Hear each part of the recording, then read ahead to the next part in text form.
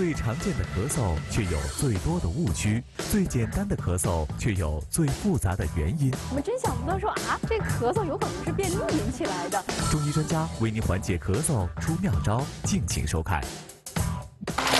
找健康之路，过健康生活，欢迎大家收看由无限极独家冠名播出的《健康之路》节目，我是徐玉华。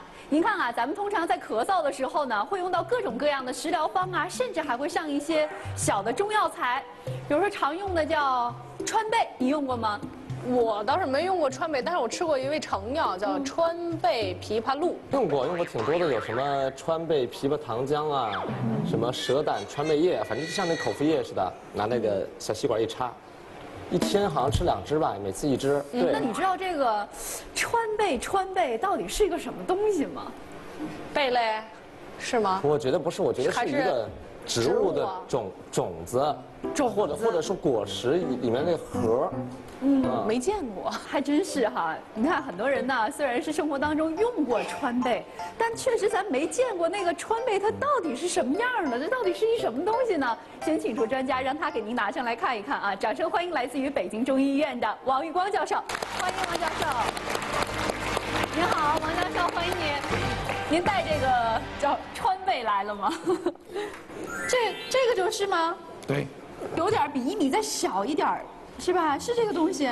植物啊，我们分科，这就是百合科里边呢，叫川贝的，它的鳞茎，这是植物的鳞茎，这就是川贝，这就是。搞不清楚，就是有点像那个，大家看一看，小1米，就有点像鳞是哪个鳞啊？鳞就鱼鳞的鳞。我们贝母呢，主要分为3大类，川贝、浙贝，还有一个土贝母。哦。那么这就是川贝。对，您的手里抬一点，这是什么？这是大贝，也叫浙贝。这样子和这个小川贝不一样，这是切完了的。太多了。这个儿比较大，这是切的片。那就是川贝是就四川产。四川产。这浙贝呢？浙贝就是浙江的，这是道地药材。我们讲浙贝母和川贝母。就以它的产地来命名这个小药材。对，功效有区别吗？有区别就是您刚才不是说了吗？一大一小，这产地不一样，但功效也不同。不一样。那我们看看大家生活当中啊，能不能够用对这2味小药材哈？先请您落座。您看啊，到了这个季节呢，很多人咳嗽，那咱们怎么用对这个贝母呢？来看看第一个问题。那这个咳嗽啊，而且痰呢还比较黄的情况下，哪一种贝母的效果最好？一个是我手里边拿的川贝，另外一个是个儿大的浙贝。好，现场100位观众，请表达意见。我觉得哈，你看它是这2个川贝和浙贝，主要是从地域来讲啊，有2个区分。都说这个一方水土养育一方人，这四川人呢爱吃这个辣，对吧？肯定是上火一咳就黄痰，当然是用川贝母了。既然在那这么推出来的哈，我这没那么多推理，我觉得吧，就懵是吧？你能不是？我觉得如果说要是川贝的话，就没必要出这道题了。那我们看看大家的选择如何啊？这个基本上啊，全是川贝，选的是大家这个耳熟能详的川贝。那下回啊，您在痰多而且黄的情况下，推荐给您吃的是浙贝。但我们真的是搞不清楚，同样都是贝母哈，那难道产地不一样，这药效还有不同吗？那么这2种贝母啊，外观大家看的不一样，它的功效更不一样。一个是实火，一个是虚火。一个治疗的是实症，一个治疗的是虚症。浙贝治疗的是实火，就讲肺经的实火。那么实火的表现呢，疾病一般是初期，刚刚发病，痰呢一般是比较黄、比较黏，叫肺里边的痰火。这个情况呢，我们用浙贝，时间还比较短。那么浙贝的中医的中药功效是什么呢？是清热、化痰、散结、消肿。除了这个治疗这种痰火，还能治疗什么呢？咽喉肿痛，淋巴结肿大，这都有一定的效果。咱们要用它来缓解痰多或者是痰黄的情况，该怎么来用呢？我们一般呢用这个浙贝呢，基本上可以给大家推荐一个2母丸。这个2母丸就是知母和贝母。这个知母和贝母里边的贝母用的呢，基本就是浙贝。它主要针对的还是肺经的痰火。其实大家呢，这个2母丸药店也都有。哦，这是中成药啊，很方便。现在咱们知道了啊，下回痰特别黏而且黄的时候，说明体内有火了，那就得用这个大的贝母啊，叫浙贝母，来帮助我们清热还化痰。那最理想的一个选择呢，咱们就去药店直接买那中成药2母丸就可以了。对，那这个呢，小的呢，这个真不知道怎么用。哎，川贝但是我婆婆呀，她是经常看咱们养生节目哈，她说拿这个炖在梨里边。就是把这个梨心儿去了以后，放上这个川贝，给孩子止咳，效果比较好。我不知道这样用法对不对。那么浙贝刚才我们讲的就是痰黄黏，疾病初期，大概了几天，4、5天、1周、2周，那么这个川贝就是咳嗽比较牵延，时间太长了，超过3周，然后呢痰相对少一点，口干咽燥一点。然后痰比较黏，我们讲的燥咳特点，干咳，痰少，咽干口燥。那么这个就是所谓的我们的阴虚燥咳。那么这个时候，大家这个川贝跟梨在一起是最适合的。能听明白吗，李征？我觉得那是不是我们对于普通观众，我们就完全可以理解为，就是我只要痰黄黏多的时候，我就直接上浙贝。大贝嘛，然后其他的情况我就直接用川贝就完了。或者说就感冒的时候，咱们用这个浙贝母足够。然后要是病程特别长，就是老咳嗽那种，才用这个川贝来调养，能这么来分吗？川贝母我们是一种肺虚咳嗽，尤其是阴虚燥咳。往往我们这个咳嗽呀，比如小孩肺炎或老年肺炎，他咳嗽时间比较长以后，我们叫有火。这种火会煎熬肺的津液，叫阴虚燥咳。所以在我们的咳嗽稍微基本好一点，没好利了的时候，不要马上停药。这时候我们叫灰中有火，这个火会复燃的。所以这个时候呢，还要用川贝呀，或者用点清热的药呢，再用一段时间，这样呢，能够呢对我们养肺、护肺是很有帮助的。其实啊，咱们可能真的是拿的这个贝母吧，有点头疼。就这么一个小东西，跟米一样哈，或者这就跟其他的小药片一样，咱们怎么用它呢？其实啊，在做法上是有着一些小讲究的。我们让何佳博士介绍给您，有请何佳。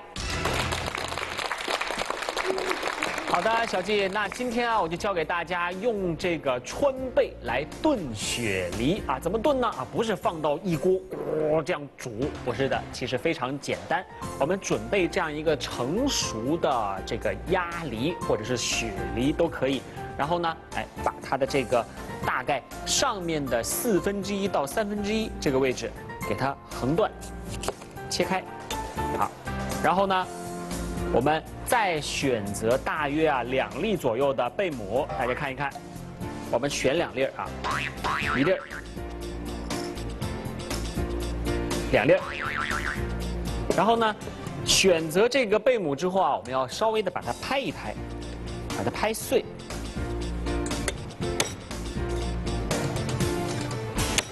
好，那拍成这个小小的碎末。然后呢，这个鸭梨我们中间呢把它的这个核给它挖掉一部分，用这个小刀。哇，这个鸭梨真好，核非常的小，而且呢汁儿非常的多看起来就是很有食欲的感觉。挖掉它，把这个梨核挖出来，放到一边去，这个梨核去掉。好了，然后我们就把这个拍碎的贝母放进来，放到这个小锅里面来。那拍碎呢，主要是方便这个药效更好的和这个鸭梨融合到一起。然后呢，我们再往里面加一些冰糖，冰糖不用太多，大约有个3克左右。像这样一个梨，我们有个3克左右就可以了。放一些，再放这么一小粒儿。我们再把刚才切下来的这个梨的小盖子，给它盖回去，然后放到这样的一个小碗里，放在锅里隔水蒸。那么蒸上大约30到40分钟之后，这个川贝炖雪梨呢就已经做好了。然后我们吃的时候啊，把这个连着梨肉啊，还有这个贝母之后的这个水儿，整个的这个梨全都吃进去，一点儿不剩，那它就可以很好的起到这个清热化痰的作用了。那刚才呢，在台下我已经做好了这样的2份川贝炖雪梨啊，现在闻起来啊，这个甜香的味道非常的不错。那么这个贝母的成分啊，已经和这个梨肉融合到一起了啊，所以呢，这样的一个食材其实是我们一个清热化痰的一个食疗的方子啊。那如果我们家里有这个在冬天的时候经常容易咳嗽的人，那不妨在家里做一做这个食疗的方子。那现在我就把这个川贝炖雪梨啊送给我们2位嘉宾尝一尝吧。小季，好，谢谢何博士，谢谢。哇，这样子都很好，有食欲啊对呀，这个卖相太好了。看着就很诱人啊。哎，而且刚才特别强调，就是这个贝母一定要拍碎了，再跟这梨一块炖，才能够更好的发挥药效，是你看不是这么就放锅里煮啊，拍碎要拍碎。煮出来非常亮，非常好看啊那就是。吃这个梨和喝汤都行是吗，王教授？那个贝母要一块吃进来吗？可以，那能吃吗？可以，没问题。直接可以嚼啊？味道稍微苦一点。啊，以前我都是直接把那个就扔掉了，就光吃梨。刚才我吃了一粒，我觉得味道有点像薏米，对，像薏米，它吃起来呢，要是煮的时间长一点，它会有点糯糯的，微苦，微微有点苦味能接受吗，但是有那个梨汁那个味道，再吃起来的没问话，我会觉得很好吃。咱们刚才一直在说这个，其实川贝应用是非常广泛的。就比如说，大家可能很多人喝过像什么川贝枇杷露啊、川贝止咳枇杷糖浆啊等等，里面不光有川贝，还有一味呢，大家也常听过，说它能够有止咳的作用，就是枇杷。但是我们怎么能够用对这个枇杷呢？看看下一个问题啊。那枇杷的哪一个部分它是有止咳的作用的？植物分为果、核和叶。那现场100位观众先请表达意见。这是枇杷果嘛？我们经常在街上，尤其去那个农贸市场或者说那个果蔬超市，经常看到那个枇杷果。一斤斤放那旁边就写着清热化痰止咳。对，现在还真是卖东西的话都会标上它一些药效，这样卖的更好，卖上更好啊。你觉得呢？我觉得这个果一般特好吃的地儿吧，往往会不入药。比如说咱们说那个杏，那杏仁儿。那不就是核里面的东西吗？而且还得苦的，它效果才好。我不赞成你的说法。你看咱吃的这个特好吃，也是果，它也入药。刚吃完。那我们来看看我们现场的观众能否分得清吧？啊，这确实有一点难了。那我们大部分观众选择的是果啊、核啊，那到底哪一个部分真正有止咳的作用呢？你要用对了啊！等一下广告，让专家来告诉你。无限极提示您：健康之路，精彩继续。最常见的咳嗽却有最多的误区，最简单的咳嗽却有最复杂的原因。我们真想不到说啊，这咳嗽有可能是便秘引起来的。中医专家为您缓解咳嗽出妙招，敬请收看。好，欢迎大家回到由无限极独家冠名播出的《健康之路》节目。其实到了这个枇杷果啊下来的时候呢，是特别受老百姓欢迎的，因为经常会说，哎，这枇杷呢有润肺止咳的作用，很多人也的确在吃枇杷果来止咳。但是到底咱们用它的哪一个部分呢？用的应该是叶。大多数观众都用错了，不是这个。分得这么细呀，这其他那2部分都没用，光用叶儿才行啊。我们这些中医药用药啊，是长期以来，我们中国人呢，用以身试药，来定它的功效。哦。基本上我们每一个这个药用部位，都是经过我们人体这种实验，最后才能够证实的。比如枇杷。那么它用的药就是叶。我们讲8叶的主要的功效呢，是止咳啊、化痰、下气、平喘啊、微苦、微寒、所以它主要的功效止咳嗽、消痰、定喘，啊，基本是它的功效。啊，我们知道它8叶一般是南方的水果，所以这个功效出自我们的《滇南本草》，是这本书里边记载的。它的果和核基本上入药之后没有什么效果。哦，所以我们选择的是叶。那您这么一说，那就省了去了这钱。那这个枇杷果卖得多少钱一斤呀？20多啊。在北京怎么也得少的20、30。10大几块，20块吧。下来那件儿吧，就是15块钱，好像是。那我们以后就站水果摊边上，别人买果，我们就撸那叶子不就行了？也便宜，人家也不压分量。新鲜的枇杷叶呢，我不知道大家注意过没有，有一层毛。对，有一层小绒毛一样的，细细的。这个绒毛你用的时候非常容易，就在这过咽部的时候辣嗓子。所以我们中医药用药的时候，枇杷叶我们都给它治一下，炮制一下，把那毛去掉。哦，我们叫治得加工一下。对，所以大家看的我们中药房那个8叶，我们都叫治8叶，大家看一看。哦，就是这样的哈，拿过来给2位嘉宾看一下啊，这是干的了。干的，对，治8炮制过的。而且上面好像有那个胶一样的东西，是吧？对。没什么怪的味道。你看，就是这种跟普通的那种叶类的中药没什么太大的区别，就像那个藿香叶，对，有点像那香叶。王教授，我想问一下，那这个就是怎么用啊？它是不是就是把这个碎片就泡水行吗？哗，开水一冲，代茶饮吗？是最方便的吗？这个泡水包颗代茶饮效果就不好。一般得熬制了，得煎了。那么怎么用呢？大家可以用一个小方子：8叶、杏仁儿、陈皮和川贝。那么这个方子里边呢，8叶刚才我们讲过了，是吧？化痰、止咳，平喘下气。那么杏仁儿呢，这个大家也常用，它也是味比较苦的，它也是呢止咳，化痰。陈皮上节我们讲过，是吧？它可以燥湿化痰。那么川贝呢是润肺止咳化痰。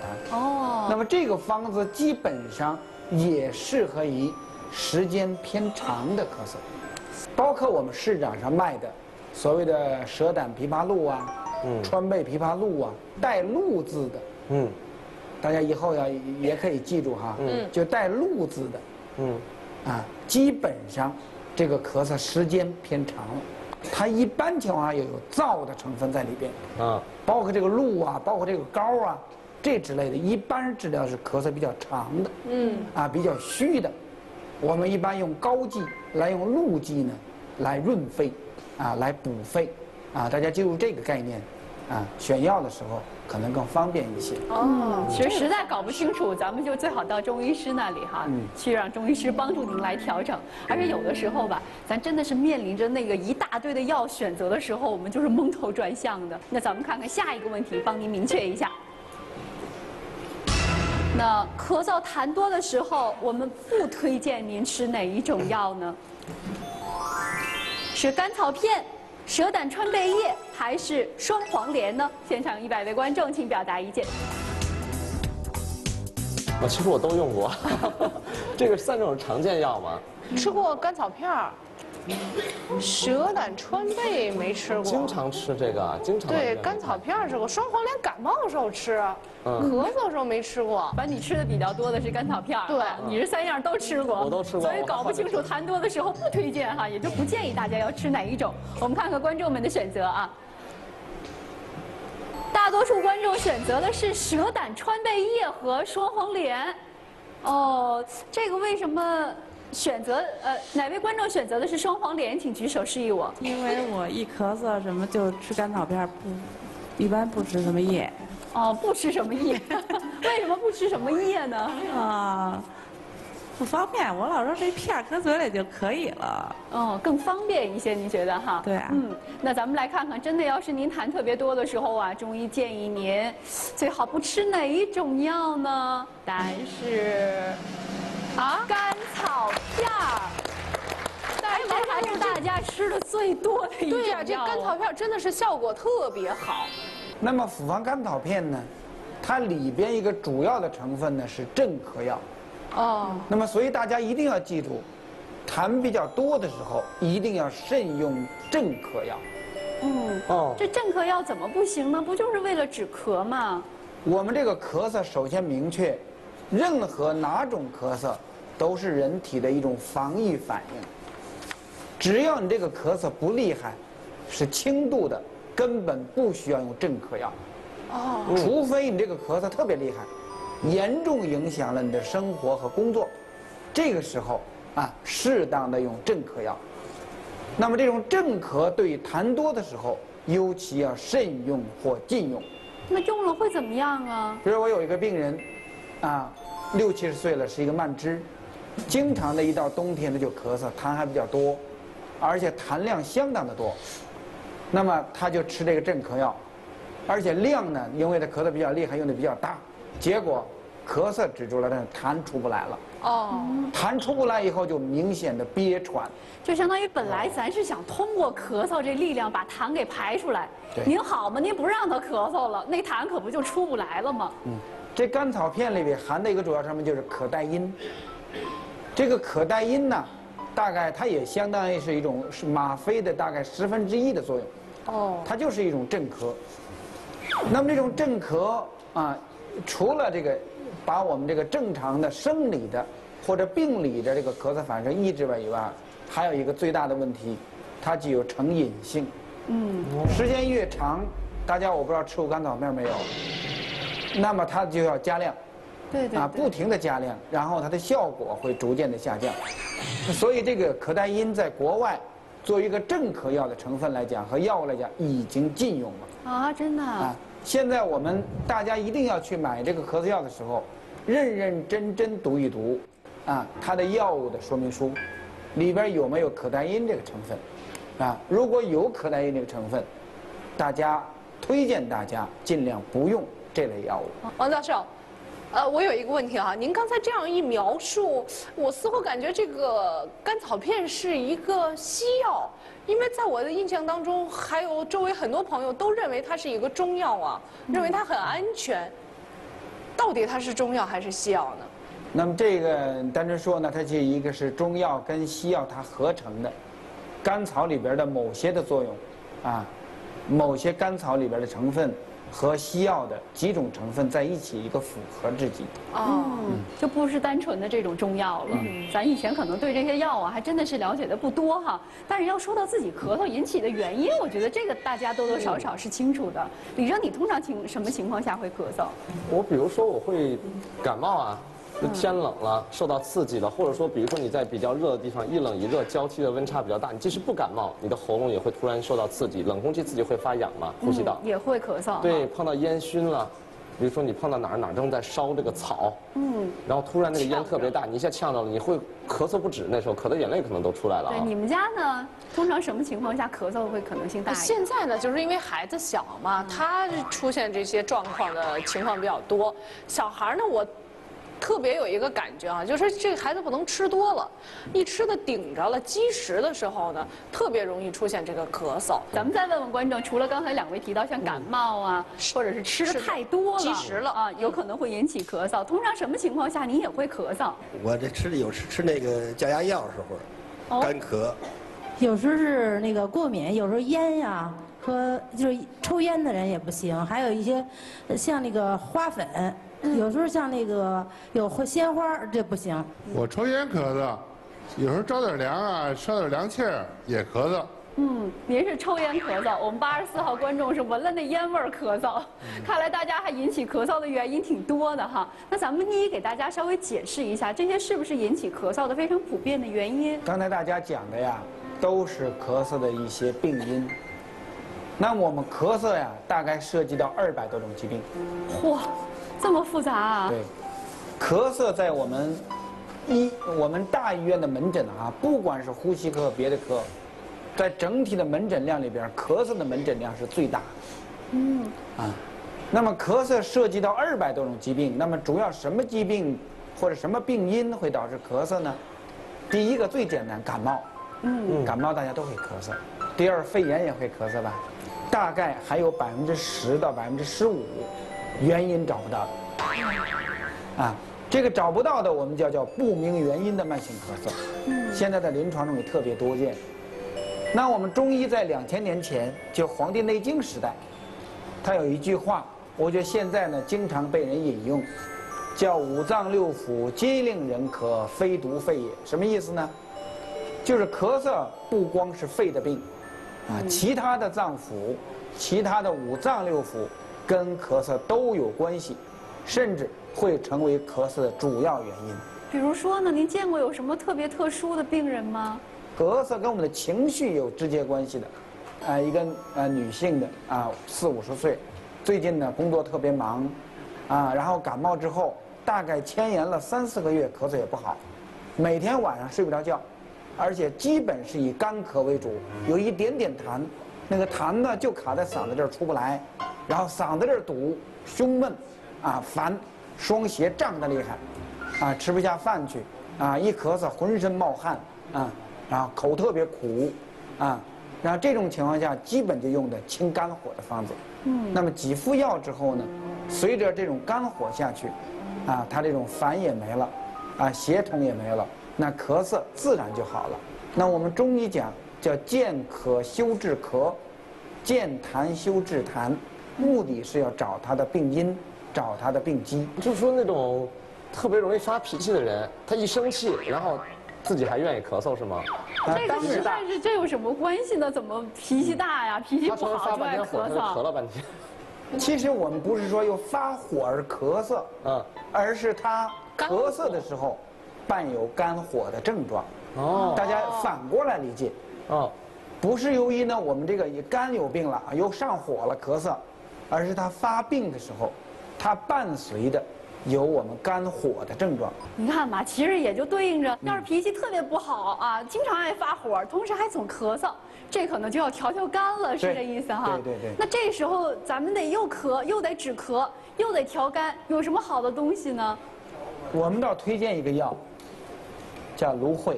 芦荟这好像一般都是用来美容的。女性美容可以用它，生用主要用芦荟汁。用药用的话，就是内服的话，它是苦寒无毒的，它清热解毒、清肝火的力量比较强，相应从饮食的角度、食疗的角度，用芦荟治疗肝火的咳嗽是比较恰当。那就不是外用了，不是拿那个贴脸上哈，主要还是用来吃的是吧？那吃的时候，咱以前吃过那个凉拌芦荟，你吃过？就好像就把里边的那一层肉给它挖出来。那咱们现在用这个鲜芦荟也是同样的做法吗？可以，就吃鲜的。可以。这个方法倒是挺好的，又美容了，同时又把咱们这个脾气给降下来了。这个是您提到了，因为肝所引起来的咳嗽或者伴随出现的症状，还有没有一些特别奇怪的也会引起咳嗽的原因？还有一个咳嗽呀，刚才小林讲过了。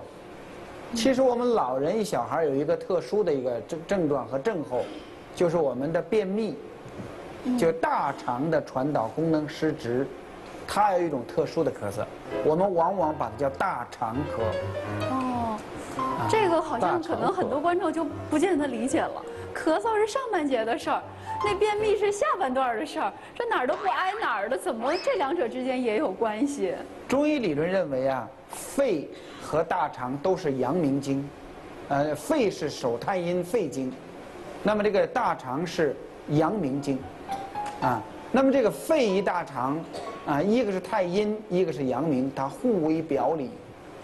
那么互为表里呢，它就有一些生理上的它相连，但是通过我们观察咳嗽、卡痰，包括喘，肺跟大肠是直接相关的。很多咳嗽时间很长的人，他往往肠道的传导也不好。那么大肠的传导不好以后，它往往引起那么咳嗽和卡痰的相应的一些特征。这是谁引起谁呀？是先咳嗽后便秘，还是先便秘后咳嗽了呀？互为影响。都会相互加重的。对。这个有时候还真得是找明确的原因。有的时候我们真想不到说这咳嗽有可能是便秘引起来的。那刚才既然提到了，我们找对原因就要对症来解决问题，用什么好办法来缓解这方面的咳嗽呢？看下一个问题那咳嗽的时候，同时您又伴有大便干燥，咱们吃什么能够缓解呢？是枸杞子、葡萄籽儿还是萝卜籽儿呢？现场100位观众，请表达意见。他刚才一说，由于这个大便干燥引起的这个咳嗽，我当时就在想，是我应该先镇咳呢，还是先应该通大便呢？有点难啊。还是2手都要同时抓呢？这好像2手抓，你说怎么抓呀？对呀，无从下手。哎，但是我知道这个萝卜咱们都是顺气儿的，一般都说是。通的，通的，哎，这萝卜籽儿是不是也有同样的功效呢？气儿通了，这个大便也就通了呀。你们家用什么方法？但你不还得补吗？你要是那样子气血还两亏，我觉得也得需要补气啊。你像枸杞是补气的，那需要补气，然后你的不那么虚了，然后自然而然你的大便也就大便干燥和气虚两亏。脾虚的那时候才造成的大便干燥。你要越来越专业了。脾胃和了，它自然而然就消化就好了。它真是有这方面原因，有时候动力不足。对。那我们来看看大家是否能够选得对啊？大多数的观众选的是萝卜籽儿，那是不是？哎，你又咳嗽又大便干燥，吃萝卜籽儿更好一些呢？等一下广告，让专家来告诉你。无限极提示您：健康之路，精彩继续。从咳嗽到咳喘，有哪些因素让我们的身体开始走下坡路？肺功能已经有一些退化了。对症下药，精选食材，中医专家为您缓解咳嗽出奇招，敬请收看。欢迎大家回到由无限极独家冠名播出的《健康之路》节目啊！咱们刚才跟大家提到很多引起咳嗽的原因，但有2点啊，有点怪。一个是脾气不好，有可能会咳嗽；另外一个是大便不好，也会引起咳嗽。那第2种情况啊，推荐您吃的是萝卜籽儿。哎，这个大多数观众还是选对了的啊。这个萝卜籽啊，我们中医的药物名称叫莱菔子。莱菔子，莱菔子，和那萝卜没关系。不一样。实际上也是萝卜的种子是吧？炒了啊，炒过了，炒熟了。它的功效啊，我们古人是这么记载的，叫顺气啊、开瘀啊、消食、化痰啊、下气啊。哇，这作用很多。对，叫生能生，熟能降。对。我们在治疗痰的时候，主要用的炒莱菔子，啊，那么这里边它降的主要是能够定痰喘咳嗽，能够顺气、化痰、化食，它本身就有化痰的功效。另外，它本身能够改善我们的胃肠的功能。那么胃肠功能改善以后呢，肺气就能够顺利的肃降，那么痰也就能够消痰了。那您说这萝卜籽儿我们平时怎么用？我们这个萝卜我们知道炖个汤啊，或者是炒一下、煲一下都可以。这萝卜籽儿怎么吃呢？我们呢给大家推荐一个方子，这个桑子养亲汤。这个方子呢是寿氏保元的一个很有名的方子，就3子叫莱菔子、白芥子和苏子。那么白芥子啊，这个药呢可以化老痰。顽痰老痰，那么这个苏子呢，它有润肠的作用，有化痰的作用。另外，这个方子到目前来讲，我们治疗老年的这种伴有便秘的腹胀的这样的咳嗽痰比较多的痰咳的，是我们经常用到一个名方。那其实这个方子相对比较简单这3个药等量炒碎了击碎了放在小布袋里边，煮糖代茶饮用都可以，稍微苦一点点，但不是太苦。那我有一个问题啊，汪老师，就是您刚才说这个，因为这个大便干燥或者是实火引起的这个咳嗽呢，大多数发生在孩子和老人身上。那现在这个白芥子，您刚才又说是特别，尤其是针对那些老痰，就是久痰咳不出来的。那这个你说小孩能吃吗？小孩是实火，另外它病程相对的短，它不像这么多年的顽痰老痰。它一般的时机是什么特点呢？小孩一边吃着了，撑着了，那么他有的时候咳嗽咳痰就特别厉害，痰也不容易出来。它痰特点是什么呢？痰特别黄、黏，也很难出来。但它还有一个特点什么呢？就是实火重的特点，口臭。哦，是啊，舌苔特别黄腻。另外大便特别臭。有那种很臭秽的、消化不了的那种味道。这就是小孩的他的所谓跟大便秘结相关的痰咳的主要的一个区别。这就吃太多了也容易引起咳嗽哈。是。那这个时候你说小朋友吃点什么呀？小朋友的话呢，我们推荐一个瓜蒌，相对好一点。这个是什么东西啊？大家看看，知道是什么吗？这就是瓜蒌。用过吗？没有，也没用过。这一个孩子的爹，一个孩子的妈都没用过，也不知道是什么东西。这个瓜蒌相对来呀更好用一些。瓜蒌这个药相对的，它的性味是寒的、凉的。它是什么瓜？是什么东西？它就是瓜蒌，不是什么瓜。是丝瓜里面的东西吗？不是丝瓜，就叫瓜蒌。不知道，从来没见过。和瓜没关系，就叫一个瓜蒌。反正不像是瓜，有点像种子。你看一眼，就是那个什么，这个不是什么瓜，像什么种子给它抛开了。我觉得像是整个一个像瓜一样的植物，连带种子一块晒干了一块切。是吧？不光是种子，它们有种子，有瓤，有肉。对，它这个真正有瓤，有皮，有种子。它这个瓜蒌也是整个都能用，瓜蒌皮，里边有瓜蒌仁儿，全瓜蒌都可以用。那您通常会给小孩开这个瓜蒌的时候，会怎么样出一些小经验方吗？基本单纯的瓜蒌就可以看这个瓜蒌，把它烤黄了，或者焙黄了，给它研成沫，用面呢和成饼子，这样给它吃就可以。是就一整个的，然后放在那个小钵里，给它捣碎之后，然后再和面和在一块儿，对，做面食吃哈。这个容易接受吗？口感上容易接受。我觉得要是它的味道会是苦吗？还是不太苦？因为这个籽类东西，大家一定要记住，大家以后用任何的籽，千万要捣碎。包括这个很多的这个我们果实来讲，只有碎了，它里边才能够入药，才能够煎出成分来。所以一定要捣一下，把它捣碎，然后再行煎服或者内服，连捣带盐。好，这要做的很碎吗？应该是。很碎。其实现在我们有粉碎机，有什么